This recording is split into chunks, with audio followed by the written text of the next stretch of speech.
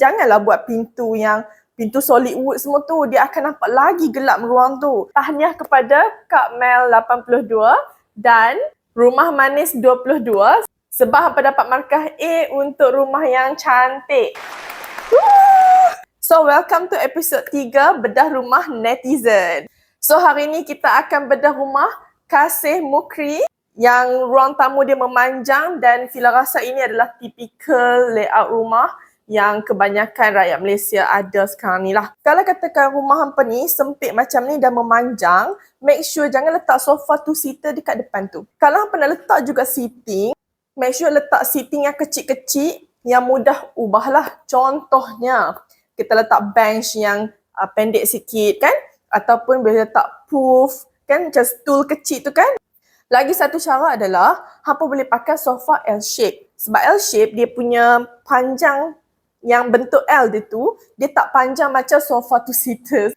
Benda kedua yang Fila perasan adalah TV dia tu terlalu tinggi, sama ada terlalu tinggi ataupun sofa yang rendah sangat lah. TV ni dia mesti letak dekat eye level. So kalau kata hampa duduk kat sofa, eye level hampa tu mesti dekat center TV tu lah. Coffee table pun panjang sangat kan dan agak besar untuk ruang ni lah. Kalau ruang macam ni, selalunya Fila akan nasihatkan klien pakai coffee table yang bentuk oval. Sebab apa? Sebab dia terbucu and then ruang yang sempit ni kalau hampa lalu tu tersepak, at least tak adalah sakit sangat kan. Lepas tu langsir dia tak full high. Kalau hampa nak bagi efek rumah hampa nampak besar dan nampak tinggi, langsir mesti full high. Kalau kita tengok ni, lighting pun suram, betul tak? Maksud dia tak cukup pencahayaan.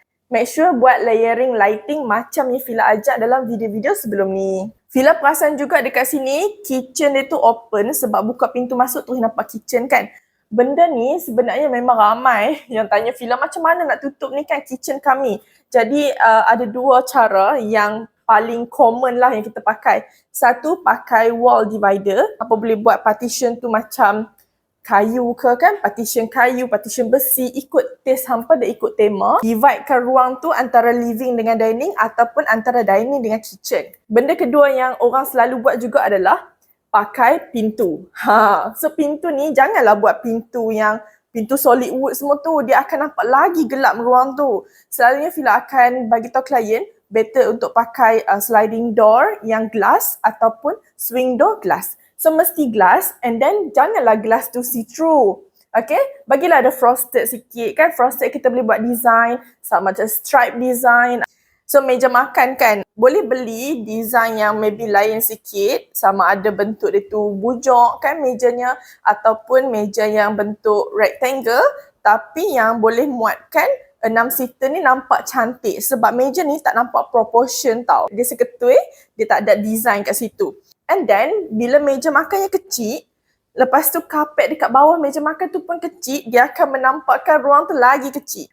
So, itu saja komen Fila untuk rumah Kasih Mukri. So, kalau hampa nak Fila komen rumah hampa, okay, Fila ada buat episod bedah rumah netizen. InsyaAllah beberapa minggu sekali Fila akan keluarkan konten bedah rumah netizen. Jadi, macam mana hampa nak join? Komen saja dekat bawah gambar rumah hampa. Nanti Fila akan pilih siapa yang bertuah untuk Fila bedah rumah hampa. So, jangan lupa komen kat bawah, okay? Bye!